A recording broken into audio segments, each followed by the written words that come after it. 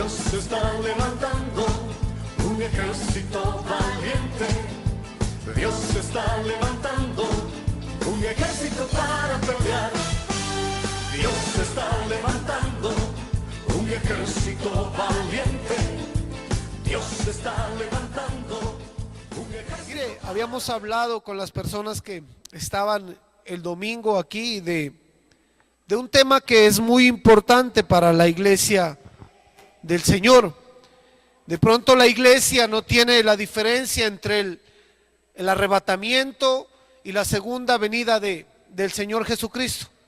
¿Cuántos tenemos esa diferencia? Podemos decir que podemos identificar esos dos acontecimientos que van a suceder en los últimos tiempos, dice la palabra del Señor.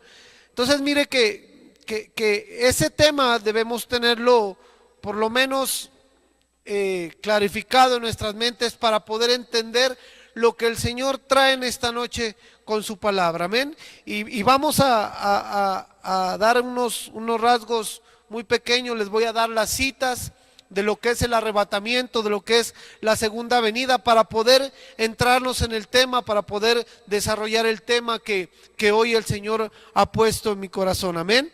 Mire, dice que Dios siempre que tiene un propósito con su pueblo envía a alguien. Y usted recuerda en el Antiguo Testamento cuando el Señor envía a Noé para salvar a la humanidad, amén.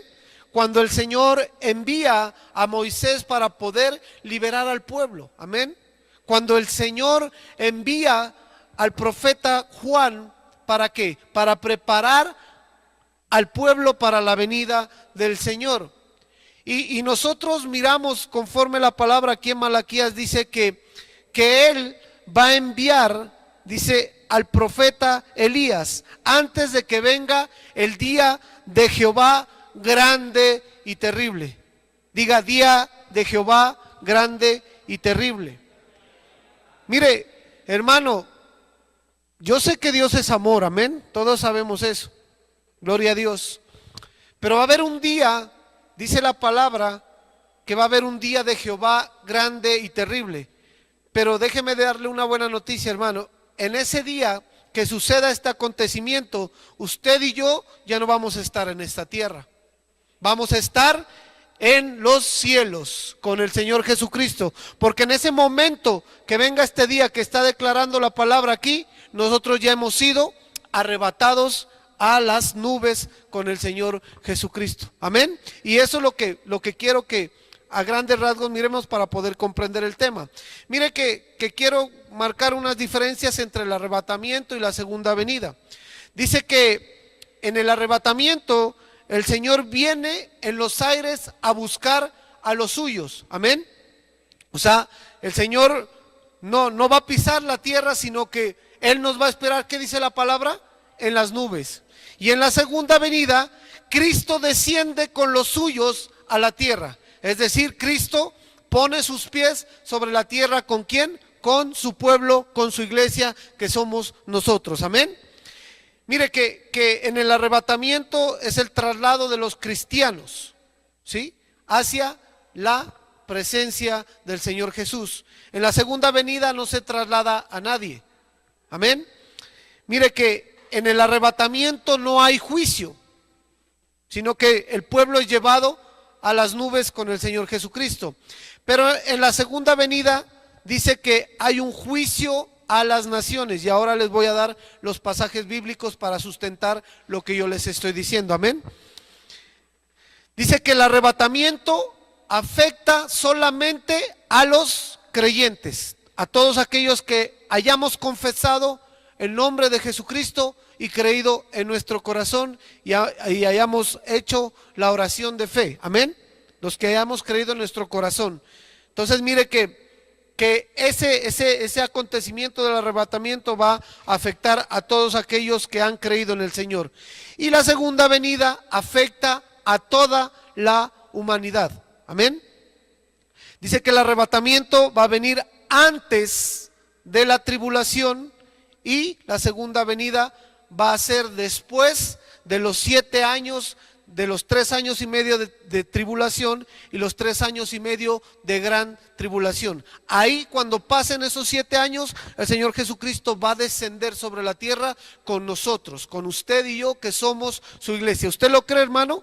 Yo lo creo. Amén. En el arrebatamiento comienza la tribulación. Cuando el pueblo es llevado a los aires con el Señor Jesucristo, su iglesia es llevado a los aires, van a empezar 7 años de un sufrimiento que dice la palabra que las personas van a buscar la muerte y ¿qué dice? No la encontrarán. Amén. Entonces mire que esos acontecimientos nosotros tenemos que entenderlos. Y en la segunda venida, cuando el Señor, dice la palabra que va a haber una guerra, que va a ser la guerra del Armagedón, y cuando todo parece que ya está destruido, dice la palabra que el Señor Jesús va a venir con nosotros, su iglesia, y va a dar esa batalla y nosotros vamos a salir vencedores. Y dice que el diablo será atado por 1000 años y el anticristo también será vencido. Y ahí va a comenzar el reino milenial. 1000 años con el diablo atado. ¿Usted se imagina, hermano? Estaremos en la gloria. ¿Por qué? Porque ya no va a haber tanto conflicto como lo hay ahora. Amén. Y mire, y estos pasajes quiero que los apunte para que usted los estudie en su casa, si no nos extendemos y aquí nos quedamos en vigilia, pero anoche estuvimos en vigilia, entonces anótelo por ahí para que usted los estudie. Entonces dice que Jesús viene por su novia antes de la gran tribulación. Eso está en Primera de Tesalonicenses 1:10 y en Apocalipsis 3 del 10 al 11. Amén. Dice que en la segunda venida Jesús regresa con su iglesia después de la gran tribulación. Eso está en el libro de Colosenses 3:4, Apocalipsis 19:8, Apocalipsis 19:14 y Primera de Tesalonicenses 3:13. Cuando Jesús regresa con su iglesia después de la gran tribulación. Dice que Jesús se aparece solo a los creyentes. Eso está en Primera de Tesalonicenses 4:17. Dice que en la segunda venida todo ojo le verá. Eso está en Apocalipsis 1:7 y en Mateo 24:30. Dice que los cristianos, los creyentes, somos llevados al cielo y los impíos dejados atrás. Hermano, qué tremendo. Todo aquel que ha creído en el Señor será llevado. Pero aquel que por cualquier circunstancia haya dudado en su corazón, le haya faltado la fe, dice que será dejado. Yo no me quiero quedar, hermano. ¿Usted se quiere quedar? No, ninguno de nosotros nos queremos quedar. Amén. Y mire que estos acontecimientos van a suceder. Dice la palabra que ya estamos a puertas de la venida del Señor, de que la iglesia sea arrebatado. Hermano, hoy en día se han levantado doctrinas dentro de la iglesia cristiana que aún dicen que el arrebatamiento es algo inventado por la iglesia. ¿Para qué? Para poderla tener a la iglesia sometida. Eso lo escuché personalmente de pastores, hermano. Que el arrebatamiento no iba a suceder. Que estábamos perdiendo el tiempo creyendo eso. Hermano, si eso nos están metiendo doctrinas falsas, entonces ¿dónde queda la palabra de Dios? Amén. Pero mire que para entender lo que les estaba comentando, lo que dice el pasaje en Malaquías 4:5, he aquí yo os envío el profeta Elías antes que venga el día de Jehová grande y terrible. Dígale, en ese día yo ya no voy a estar, porque conforme lo que miramos ya hemos sido llevados, arrebatados. Amén. Entonces mire que dice que va a venir un día, pero usted y yo ya no vamos a estar. Usted y yo vamos a estar con el Señor Jesús en las nubes. Amén. Disfrutando de las bodas del Cordero, siendo transformados. Dice que nuestro cuerpo será transformado en un abrir y cerrar de ojos, en un cuerpo glorificado conforme el cuerpo del Señor Jesucristo. Mire esa recompensa que nosotros vamos a tener si permanecemos. Amén. Y dice, y aquí yo os envío el profeta Elías antes de que venga el día de Jehová grande y terrible. Él hará volver el corazón de los padres hacia los hijos y el corazón de los hijos hacia los padres. Y este es el punto que quiero que desarrollemos. Dice que nosotros, antes de que ese día venga, nosotros tenemos que estar preparados para poder ser arrebatados. Amén. Porque dice que Él, antes de que suceda eso, va a mandar ¿qué dice? El espíritu de Elías. Para que nosotros, el corazón de los padres se vuelva hacia los hijos y el de los hijos hacia los padres.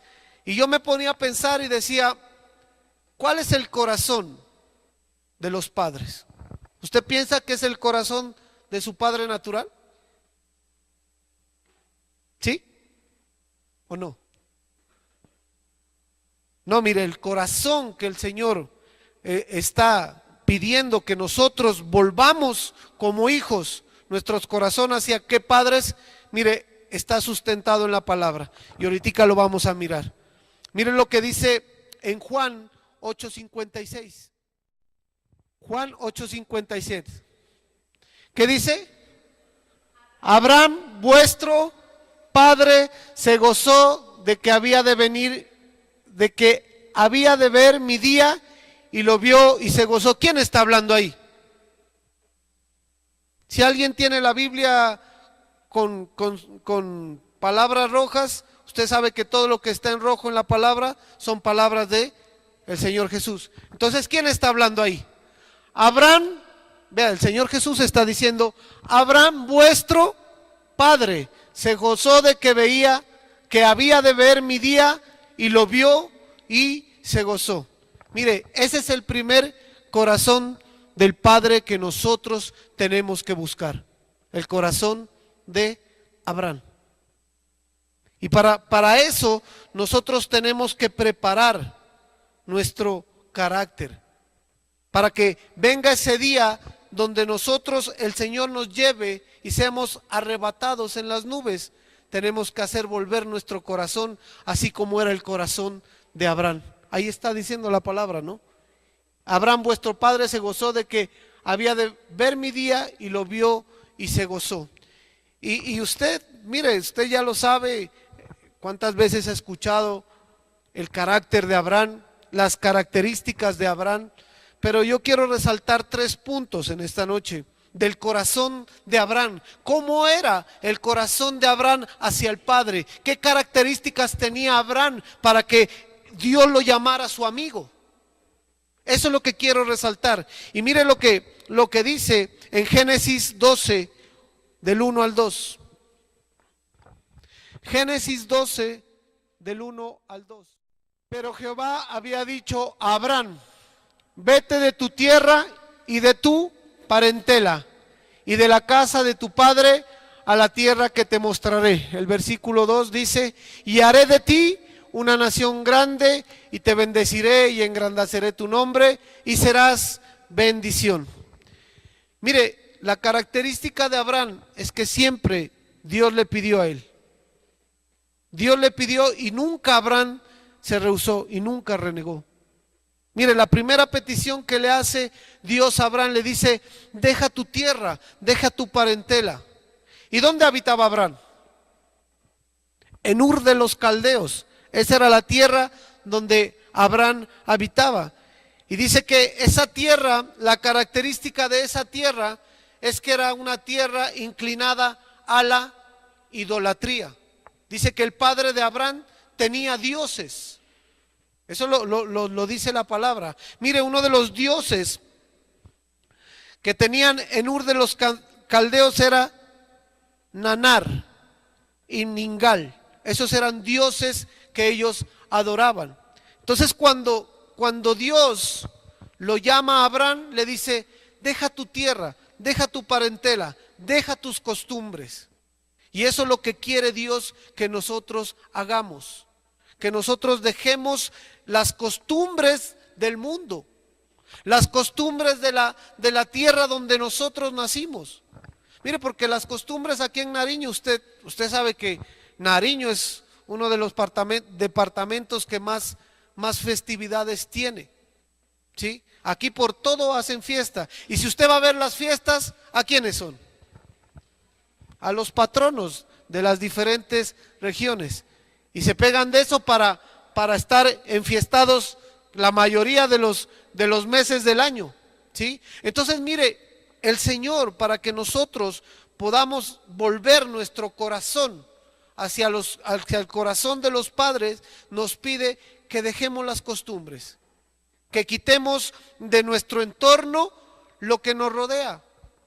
Usted puede decir, no, pero hermano, ¿cómo vamos a hacer eso? Entonces no tendré que salir a trabajar, no tendré que salir a estudiar. No, eso no es, sino que nosotros debemos conservar la santidad, la pureza que Dios nos ha dado. Nosotros no tenemos que mezclarnos con el mundo. Y a propósito, ahorita viene una época donde es terrible mirar cómo las iglesias cristianas quedan vacías porque la gente se vuelca a las costumbres del mundo. Entonces mire lo que Dios le pide a Abraham.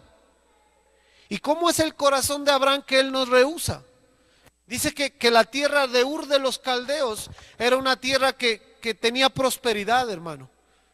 Dice que las primeras ecuaciones matemáticas, los científicos los que estudian la arqueología las encontraron en Ur de los Caldeos. O sea que ellos en esa época ya estaban haciendo operaciones matemáticas. O sea que Abraham no vivía en cualquier pueblo, hermano. Abraham vivía en una tierra próspera, en una tierra que tenía desarrollo. Y cuando Dios lo llama, él no se niega. Y él no dice, pero ¿por qué? ¿A dónde me vas a enviar? Coge a su mujer, coge a su sobrino y se va a la tierra donde Dios le muestra. Entonces mire que nosotros tenemos que empezar a tener ese corazón, de que cuando Dios nos pida apartarnos para Él, lo hagamos. A veces es lo que más cuesta, apartarse y desarraigarse de las tradiciones del entorno donde usted vive. Pero si usted quiere, hermano, ser arrebatado, usted tiene que empezar a tener el corazón de Abraham y empezar a dejar su entorno, sus costumbres. Amén, hermanos. El segundo punto, Génesis 21:9. Vamos a leer del 9 al 12. Dice, y vio Sara que el hijo de Agar, la egipcia, el cual le había dado a luz a Abraham, se burlaba de su hijo Isaac, el que sigue.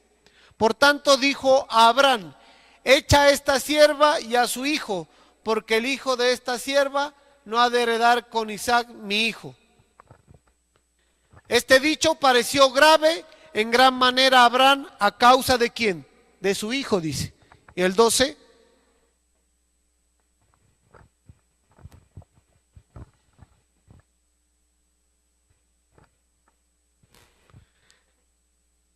Este dicho pareció grave en gran manera a Abraham a causa de su hijo. Vamos a buscarlo acá.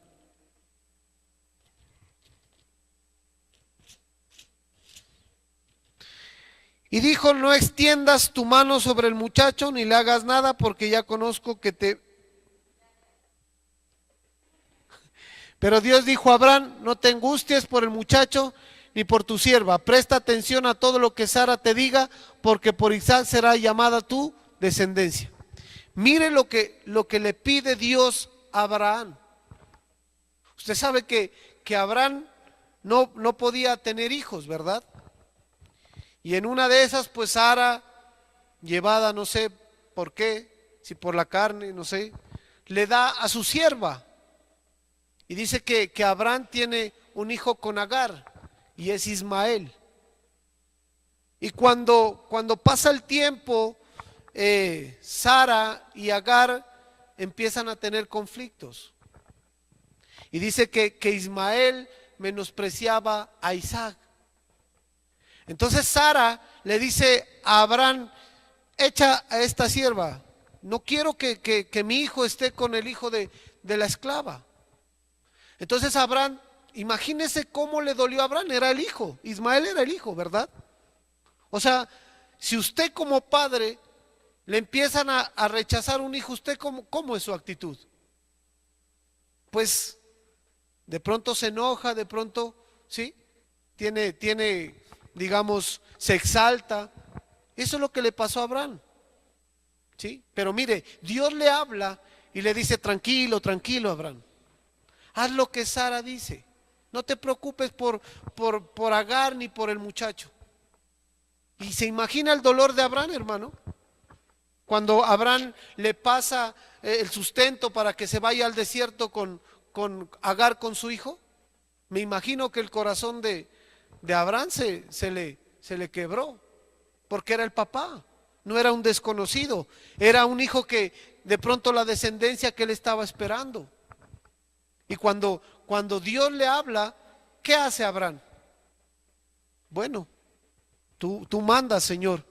Y dice que despacha a Agar, ya Ismael, y los manda al desierto.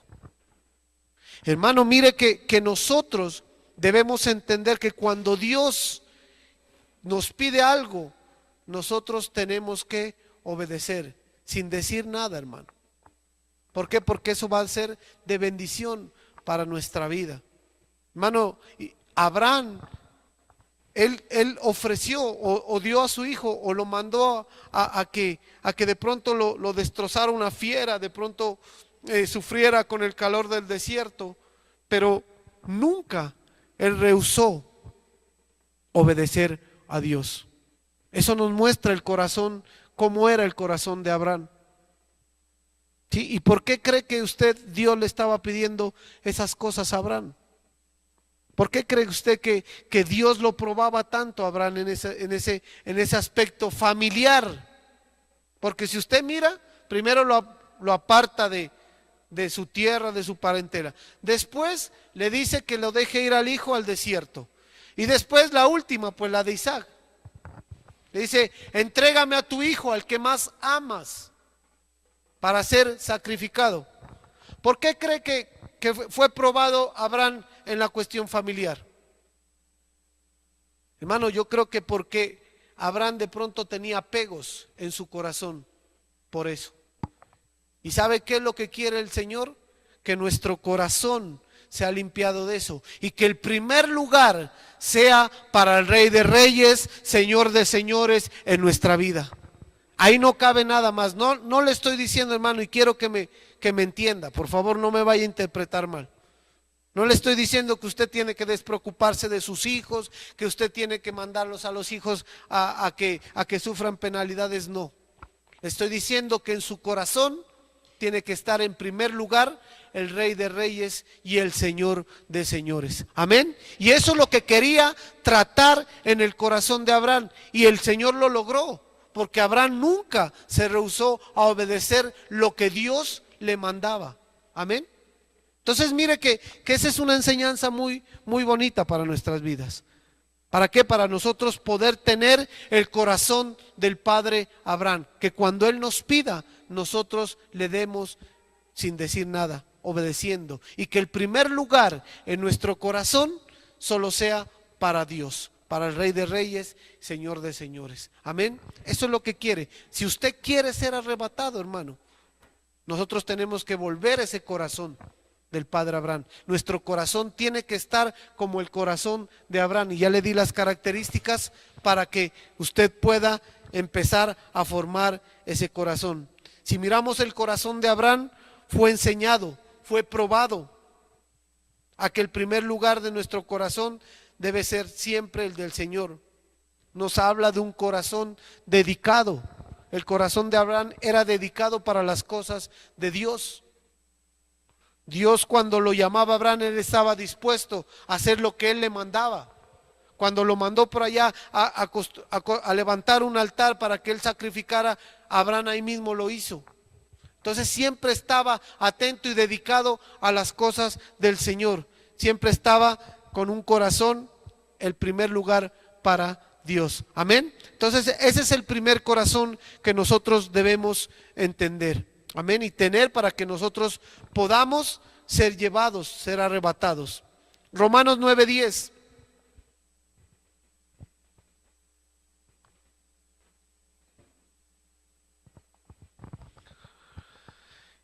Y no solo esto, sino también cuando Rebeca concibió de uno de Isaac, nuestro padre.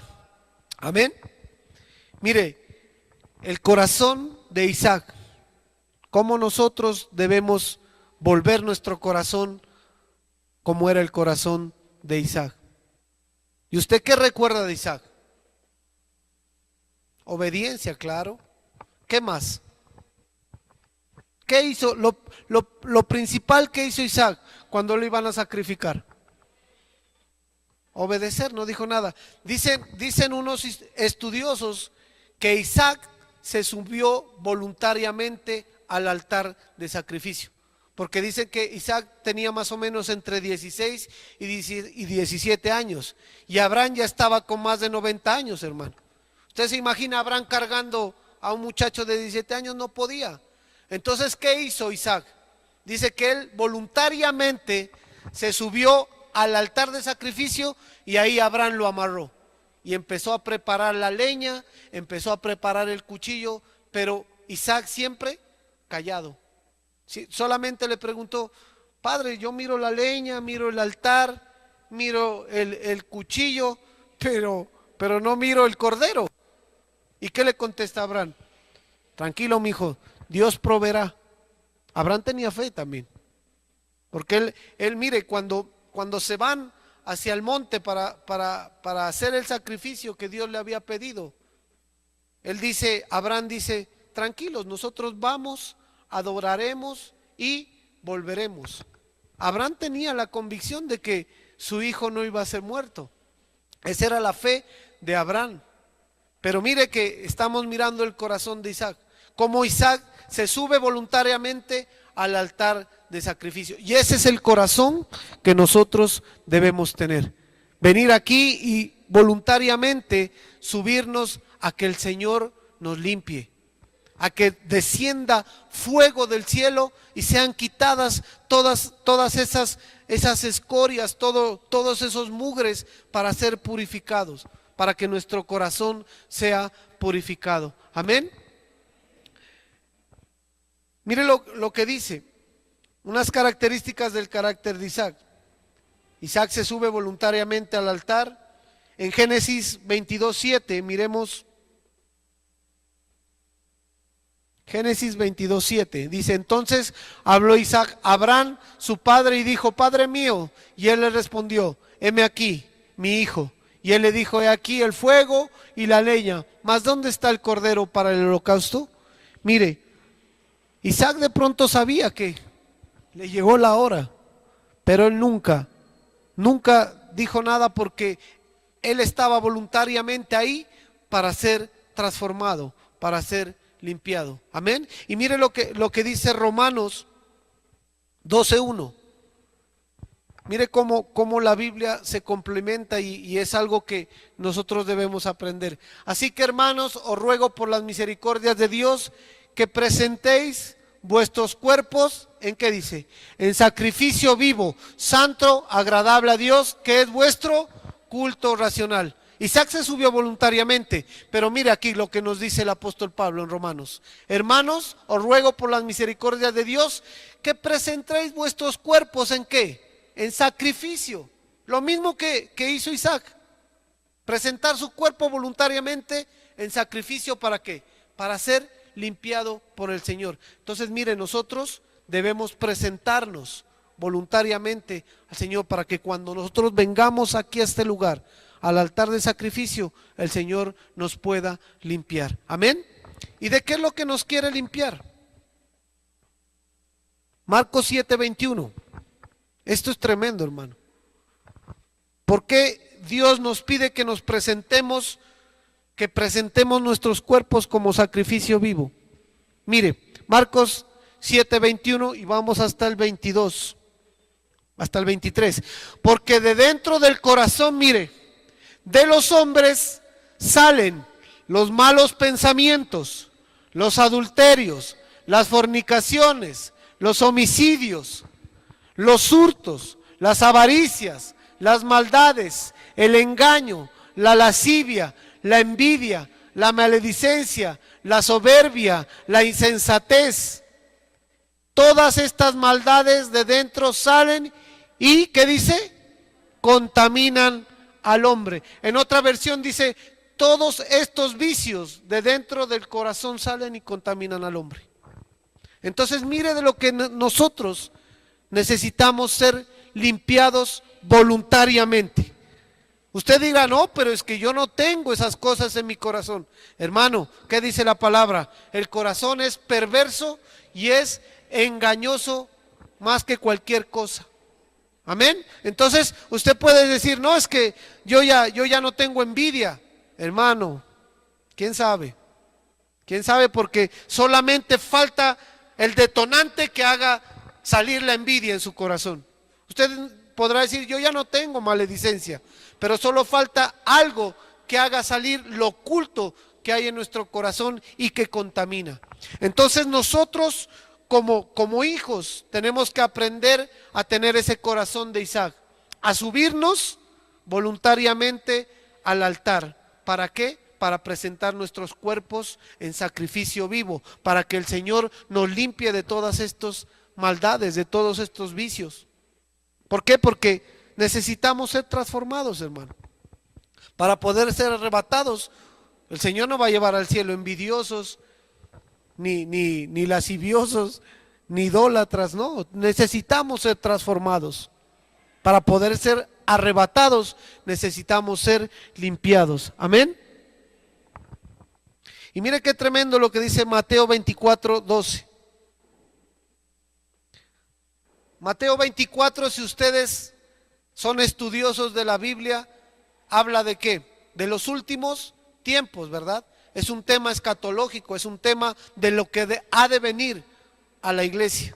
Amén. Dice Mateo 24, y por haberse multiplicado la maldad, el amor de muchos se enfriará.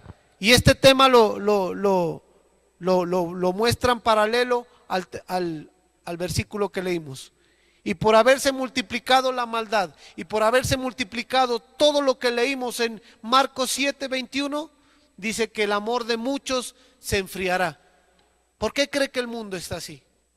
Porque el mundo se está llenando de todos esos males, de idolatrías, de maledicencias, de envidias, de contiendas, de robos. Por eso el amor de muchos se está enfriando. Y nosotros como pueblo de Dios no podemos permitir eso en nuestro corazón. Por eso tenemos que venir y presentarnos en el altar de sacrificio diariamente, voluntariamente, para que nuestras vidas sean limpiadas. Amén. Ese es el corazón de Isaac, hermano. El versículo 13 de ese capítulo dice, mas el que persevera hasta el fin, ¿qué dice? Este será salvo. El que persevera hasta el fin, el que persevera en estar limpio. Por eso todos los días necesitamos presentarnos voluntariamente al altar de sacrificio. Porque ¿qué dice la palabra? Todos los días pecamos, ¿verdad? Todos los días pecamos. ¿O usted ya es cuerpo glorioso que no peca? Yo sí todos los días peco. Por eso necesito estar a los pies del Señor Jesucristo. Y mire, ese es el corazón de Isaac. Y ese es el corazón que nosotros debemos hacer volver a nuestras vidas para poder ser llevados, para poder ser arrebatados, para no quedarnos en ese día que dice Malaquías, día de Jehová grande y terrible. Eso no es para la iglesia, hermano. Esa no es para nosotros. Pero si nosotros no hacemos volver nuestro corazón, nos quedamos, hermano. Nos quedamos. Si nosotros no transformamos el corazón, si nosotros no deseamos el corazón de los patriarcas, de las características que tenían ellos, hermano, nos podemos quedar. Amén. Debemos entender que en el altar hay pan y vino, siempre en el altar, siempre donde el Señor está, va a haber pan y vino. ¿Y qué es el pan y el vino? La palabra. ¿Qué es el vino? El gozo de nuestra salvación. Siempre tiene que entender, cuando usted viene aquí a este lugar, se presenta al altar, usted de aquí va a salir gozoso, de aquí va a salir con paz, de aquí va a salir bendecido y va a tener en sus manos la salvación. Pero debajo de las mesas, ¿qué dice? Que están, ¿qué? Las migajas. ¿Se acuerda del pasaje? ¿Sí? De la sirofenicia, ¿sí se acuerda? que estaba ahí debajo, dice, buscando las migajas. Nosotros como pueblo de Dios tenemos que siempre estar en el altar, en la mesa del Padre, donde está el vino, donde está la palabra del Señor, para que nosotros podamos tener gozo. Amén. Mire, el que sube al altar voluntariamente, viene el fuego de Dios para quitar las maldades, y en otra versión dice los vicios que leímos en Marcos 7:21. Amén. Esto nos habla de un corazón purificado. Entonces mire, el corazón de Abraham dice que era un corazón, ¿qué dice? Dedicado, ¿verdad? Y que en él solo Dios quería que esté él en primer lugar. El corazón de Isaac nos habla de un corazón purificado, purificado de todas las maldades. Ese es el corazón que nosotros debemos hacer volver. Juan 4:12.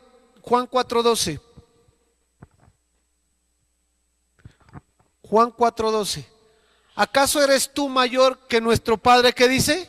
Jacob, que nos dio este pozo del cual bebieron él, sus hijos y sus ganados. Esto es Nuevo Testamento. Todos los versículos que le estoy citando es Nuevo Testamento, ¿verdad? Entonces mire que hay algo para nuestras vidas. Ese es el corazón que nosotros debemos hacer volver o debemos querer. Mire, dice nuestro padre Jacob. Y las características de Jacob, si usted lee el libro de Génesis, son muy, muy bonitas, hermano. Jacob siempre estaba luchando por la bendición. ¿Usted se acuerda desde el vientre cómo peleaba con Esaú? ¿Por quién salía primero? Jacob siempre estaba peleando por la bendición. Hasta el momento de salir Esaú, ¿qué dice la palabra? Que Jacob lo tomó ¿de dónde? Del calcañar, dentro del vientre, hermano. ¿Usted se imagina cómo era ese corazón de Jacob de querer tener la bendición? Siempre luchando por la bendición, desde que nace. Con su hermano, cuando el hermano llega de la cacería y él quería la primogenitura, ¿qué le dijo? Te ofrezco este plato de lentejas, pero dame la primogenitura. Siempre peleando por la bendición. Con su padre, cuando su padre Isaac iba a morir, ¿qué dice la palabra? Que Jacob entró, ¿sí?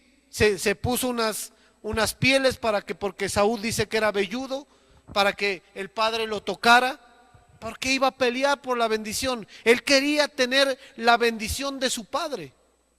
Y también lo vemos al final a Jacob luchando por la bendición. ¿Con quién?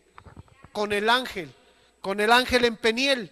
Y Jacob dice que estaba ahí luchando, y cuando el ángel de Jehová le dice, suéltame, y Jacob, ¿qué le dice? No te suelto hasta que me bendigas. Entonces mire el corazón de Jacob, qué bonito, siempre peleando por la bendición, no importa la circunstancia, hermano. Usted tiene un corazón que siempre tiene que estar peleando por su bendición, pese los problemas, pese las dificultades, su corazón siempre luchando por su bendición. Hermano, no se deje robar la bendición por nada y ni por nadie. Usted tiene una promesa, usted tiene algo que el Señor le ha prometido, y usted tiene que pelear por eso. Así se oponga a quien se oponga, hermano. Usted dice que es más que vencedor en Cristo Jesús. Entonces ese es el corazón, esa es la característica de Jacob. Mire lo que dice Génesis 29:9. Y esto es algo muy bonito, como esa característica de Jacob. Génesis 29:9. Mientras él aún hablaba con ellos, Raquel vino con él, con el rebaño de su padre, porque ella era la pastora. ¿El que sigue? Y sucedió que cuando Jacob vio a Raquel, hija de Labán, hermano de su madre, y las ovejas de Labán, el hermano de su madre, se acercó Jacob, y ¿qué dice? Y removió la piedra de la boca del pozo, y abrevó el rebaño de Labán, hermana de su madre. Una de las características de Jacob era que él siempre quitaba los obstáculos, los estorbos, las piedras. ¿Para qué? Para que los pastores dieran de beber a las ovejas. Hermano, nosotros como creyentes, ¿sabe qué tenemos que hacer? Ayudar a nuestro pastor, a que él dé de beber a las ovejas, del alimento. Nosotros tenemos que quitarnos de nuestra mente ser esas ovejas problema. Nosotros tenemos que tener el corazón de Jacob, que ayudamos a remover los obstáculos, ayudemos a remover las piedras para que el pastor pueda dar de beber a las ovejas, dar de comer a las ovejas. Ese era el corazón de Jacob. Entonces miren, Jacob siempre luchando por la bendición, Jacob quitando los estorbos para que pueda hacerse la obra. Jacob, su carácter fue tratado. Hermano, él tuvo problemas con todo el mundo. Tuvo problemas con su hermano. El hermano lo quería matar porque le usurpó la primogenitura. Tuvo problemas con su suegro. Le cambió el salario no sé cuántas veces. ¿Sí se acuerda? Tuvo problemas con sus esposas, con las dos. Con Raquel y con Lea tuvo problemas. Porque la una, como el Señor la había fructificado, tuvo muchos hijos, y la otra no podía, y entonces había rivalidades, había contiendas entre ellas. ¿Usted se imagina la cabeza de Jacob con dos mujeres y con problemas más encima? Hermano, qué tremendo ese siervo. Ese corazón nosotros debemos tenerlo, el corazón de Jacob. Pero él nunca renunció a su bendición, nunca renunció a su bendición. Y mire, ese carácter fue tratado, fue llevado hasta, yo creo, hasta el límite. Jacob fue tratado en muchos aspectos. Mire que Jacob era tramposo, era usurpador, ¿sí? Jacob no era un cristiano ejemplar. Jacob tenía sus problemas, pero mire, tenía un corazón tan hermoso para Dios, que Dios en los últimos días de Jacob, cuando él pelea con el ángel, le cambia su carácter y le cambia el nombre y le dice: ya no serás más Jacob, sino desde ahora te llamarás Israel. Eso nos habla de un corazón maduro. ¿Por qué? Porque Jacob se llevó su bendición cuando ya estaba transformado, cuando todo había pasado. Jacob, cuando va a pelear con el ángel, ya dice: no, pues ya he sufrido todo, ya pues lo último que me queda es ganarme la bendición con Dios, ya literalmente, cuerpo a cuerpo. Entonces mire que esa transformación de Jacob lo ayudó a que su corazón madure, y eso es lo que nosotros debemos tener. Mire lo que dice Oseas 12:3.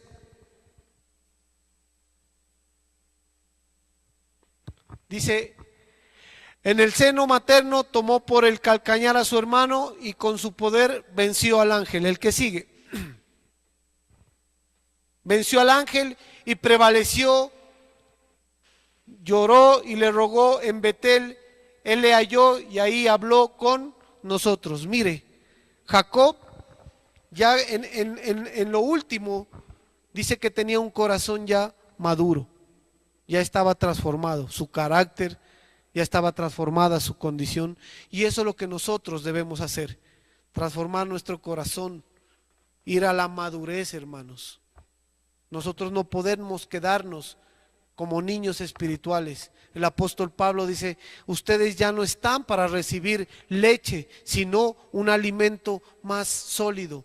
Pero eso lo conseguimos ¿con qué? Con la madurez. Si nuestro corazón no está maduro, hermano, usted no va a poder recibir una palabra sólida, porque se va a indigestar. Entonces nosotros, para avanzar, para poder adquirir la bendición, tenemos que tener un corazón maduro. Y ahí vamos a recibir las bendiciones del Señor. Amén. Hermano, no me va a alcanzar. Hechos 4:25. Me faltan dos. Hechos 4:25. Que por la boca de David tu siervo dijiste: ¿por qué se amotinan las gentes y los pueblos piensan cosas vanas? Esa es la versión de las Américas, por favor. El que por el Espíritu Santo, por la boca de nuestro Padre, ¿qué dice? David, tu siervo dijiste: porque se enfurecieron los gentiles, las naciones y los pueblos tramaron cosas vanas. El corazón de nuestro padre David. ¿Cuáles eran las características de David, hermano? David siempre estaba buscando agradar a Dios. El sello de David dice que era el corazón conforme al corazón de Dios. El sello de David fue el que él restauró la alabanza y la adoración para Dios. Ese es el corazón que nosotros debemos tener. Ese corazón tenemos que hacerlo volver. David, a pesar de que, ¿de qué tribu era David? De la tribu de Judá. La tribu de Judá, ¿qué dice la palabra? Es alabanza, ¿sí? Ese es el cuarto hijo de Lea. Usted lea Génesis, por allá, la descendencia de Jacob, es el cuarto hijo de Lea. Dice que Lea estaba preocupada por darle más hijos a Jacob, y Jacob ni caso le hacía. Entonces ella dijo, ya no me voy a preocupar, y nació el cuarto hijo y dijo, yo alabaré a Dios, ya no me fijaré en Jacob, sino que daré alabanza a Dios. Por eso le puso Judá, y de ahí viene David. Por eso David fue el que se encargó de restaurar el tabernáculo de la alabanza y la adoración. Amén. Entonces mire que David era de una tribu de Judá, dice, nada que ver con la tribu de Leví, de los sacerdotes. En ese tiempo solamente los levitas podían presentarse al sacerdocio. Pero mire que David tenía un corazón tan hermoso que él siempre estuvo ejerciendo como sacerdote, a pesar de que no era de la tribu de Leví. El corazón de David siempre estaba conectado con el corazón de Dios. Y si usted mira la palabra, David nunca se movió en las cosas naturales. Siempre, la característica de David es que siempre consultaba a Dios. Siempre consultaba a Dios. Cada decisión que David iba a tomar era consultada por Dios. Mira, hay un pasaje en el libro de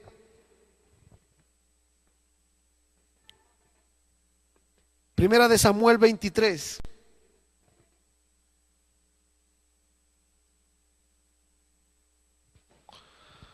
Primera de Samuel 23.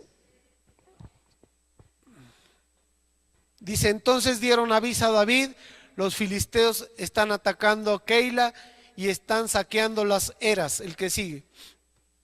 Entonces consultó David al Señor, mire, ¿debo ir a atacar a estos filisteos? Y el Señor le dijo a David, ve, ataca a los filisteos y libra a Keila. El que sigue, hermano. Pero los hombres de David le dijeron, mira, estamos ¿con qué dice? Temor aquí en Judá. ¿Cuánto más si vamos a Keila contra las filas de los filisteos? El que sigue, hermano.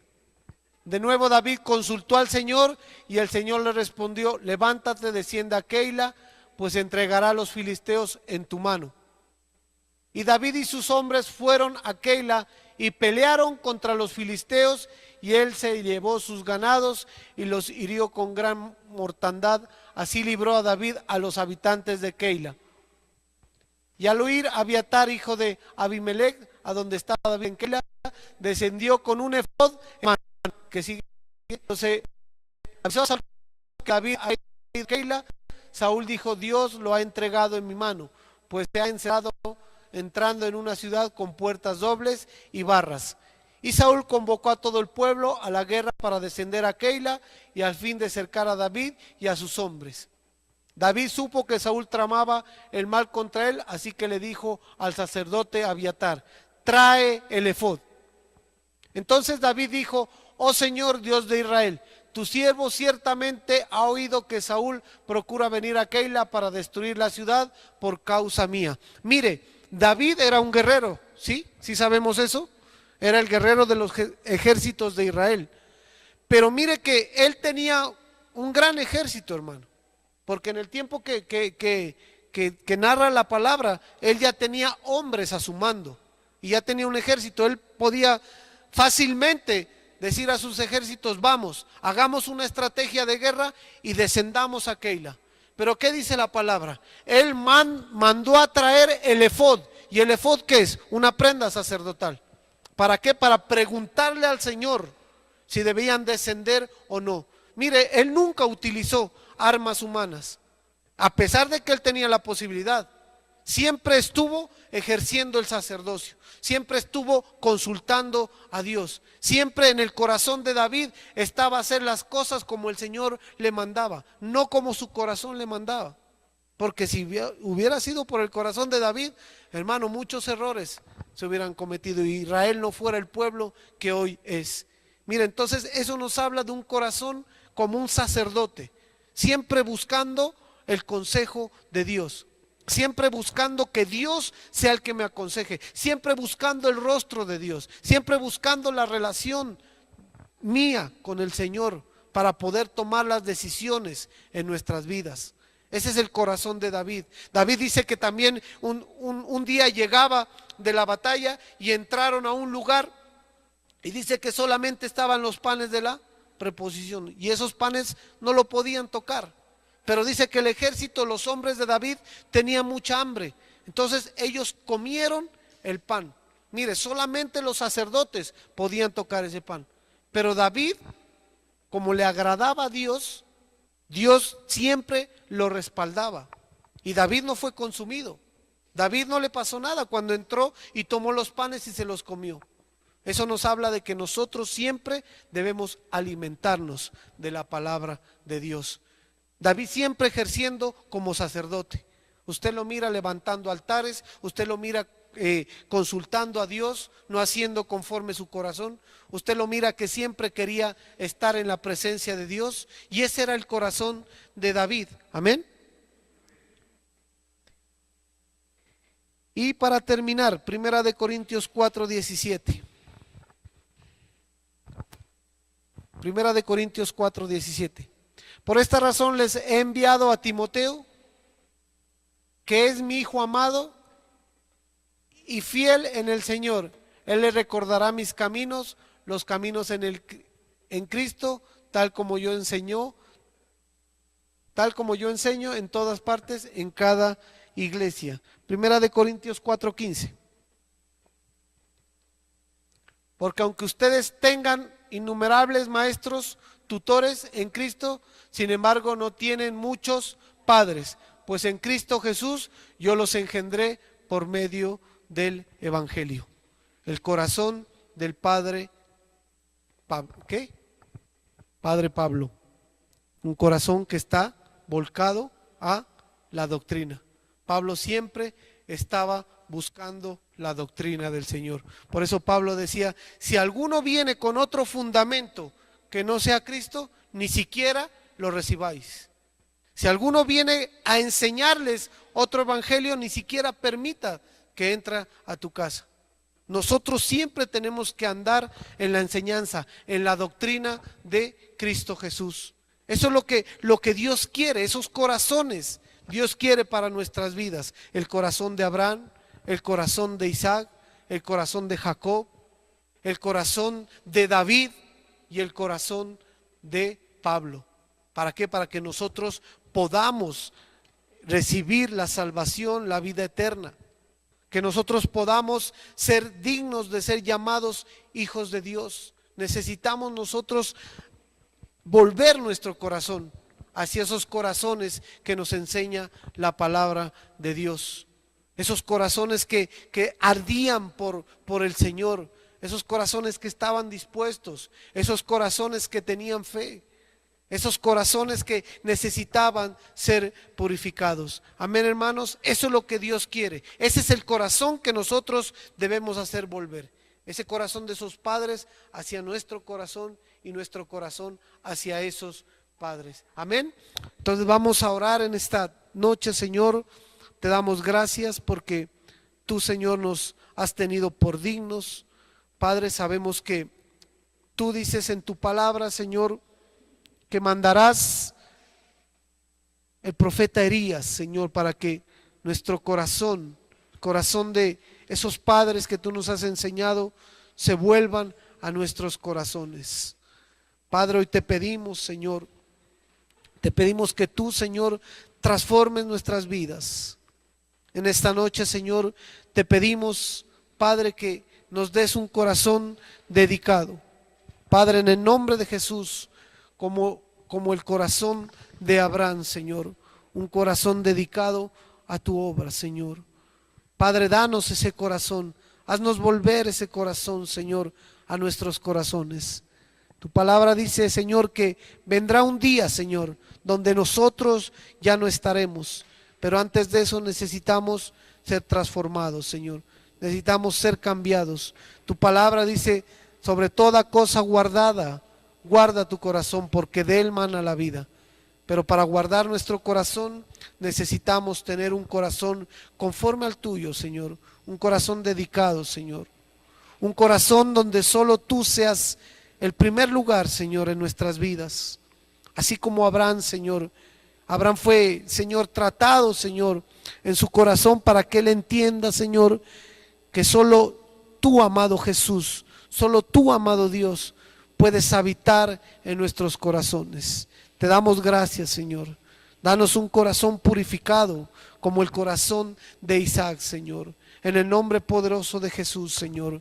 Hoy purifícanos, Señor, de toda maldad, Padre. En el nombre poderoso de Jesús. De toda idolatría, Señor. De toda mentira. De toda concupiscencia, Señor. Bendito Rey, límpianos. Hoy decidimos subirnos, Señor, voluntariamente al altar del sacrificio. Presentar nuestros cuerpos como sacrificio vivo.